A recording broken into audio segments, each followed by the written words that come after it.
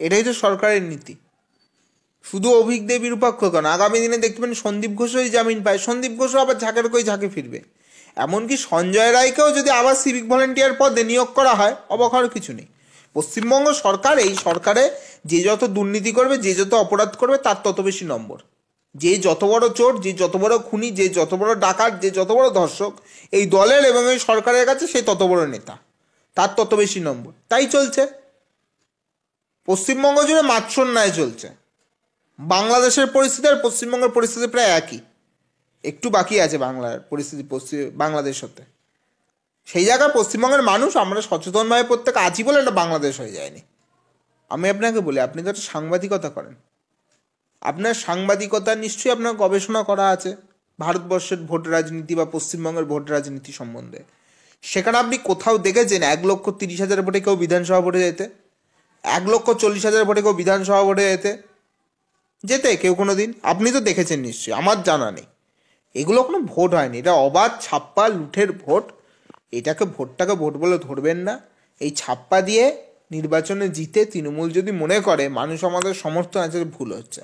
আগামী 2026-এ মানুষ যখন ভোট দেওয়ার সুযোগ পাবেন, মানুষ এই তৃণমূলকে উচিত শিক্ষা দিয়ে আসবে। তো তৃণমূল তো ছাপ্পা ভোটটাকে একটা শিল্পে পরিণত করেছে, ছাপ্পাটাকে একটা শিল্পে পরিণত করে ফেলেছে।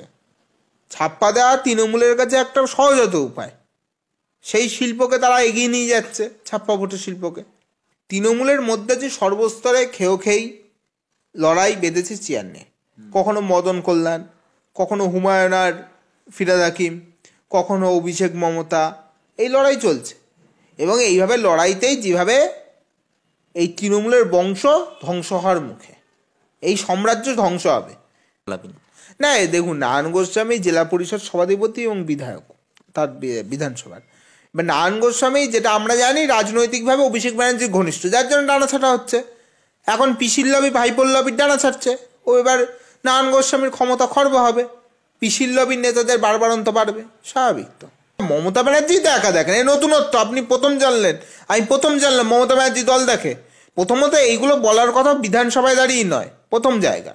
আর দ্বিতীয়ত, উনিই তো পার্টির সব, উনি মন্ত্রী, উনি পঞ্চায়েতের প্রধান, উনি জেলা পরিষদ, উনি চেয়ারম্যান, উনি এমএলএ, উনি এমপি, উনি মুখ্যমন্ত্রী, উনি সব দপ্তরের মন্ত্রী, উনি পার্টির সর্বভারতীয়, ওনাদের পার্টির আর কি সর্বভারতীয়, রাজ্য পার্টির সর্বভারতীয় পদ যে চেয়ারপারসন উনি, সেটা মানে নকুলদানার ক্যাশ মেমো মতো, সেটা আবার বুথ সভাপতি উনিই তো পার্টির সব, ওয়ান ম্যান শো। তৃণমূলে একমাত্র উনি ম্যান, বাকিরা সব ও ম্যান। শুনুন, এই অভিষেক ব্যানার্জিকে অত গুরুত্ব দেওয়ার কিছু নেই, আপনারা গুরুত্ব দেন মিডিয়া, তাকে তার পার্টিও যদি গুরুত্ব দিত তাহলে রদবদলগুলো করে দিত। পার্টি গুরুত্ব দেয়নি, আগে পার্টির নেতা হোক, পার্টিতে ওর কথা শুনুক, তারপর আমাদের ভাবতে হবে। মমতা ব্যানার্জি কিছু বললে সে কথার উত্তর দেওয়ার জায়গা আছে, অভিষেক ব্যানার্জি কে, তার কথা উত্তর দিতে হবে। মমতা ব্যানার্জির আলোয় আলোকিত, ভাইপো না হলে ওকে কে চিনত? অভিষেক ব্যানার্জি যদি ভাইপো না হতো, ওকে এমপিও বা কে করতো? ওর পার্টিরই বা জেনারেল সেক্রেটারি হতো কি করে? কিছুই হতে পারতো না। সেই আলো কি কোথাও গিয়ে কম হয়ে যাচ্ছে, সেটা ওদের ব্যাপার। এখন বাবুন ব্যানার্জিও হেরে যাচ্ছে বিভিন্ন নির্বাচনে, চূড়ান্ত খেয়েই লেগেছে কালীঘাটের ব্যানার্জি পরিবারে, যার ফলাফল এগুলো।